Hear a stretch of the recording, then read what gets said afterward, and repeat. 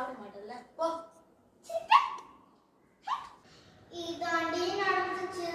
இதுக்கு எதுக்கெல்லாம் கவலைப்படுற? நம்ம வீஸ் கப் கேக்ஸ் தான் புதுசா கேக்ஸ் லான்ச் பண்ணிருக்காங்க. ரொம்ப டேஸ்டியா இருக்கு. லெஸ் பிரைஸ் மோர் டேஸ்ட். அதுவும் நோ preservatives.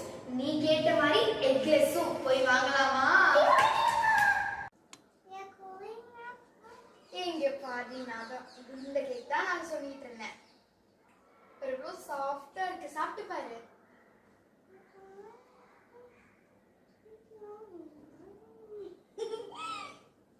நல்லா இருக்கா?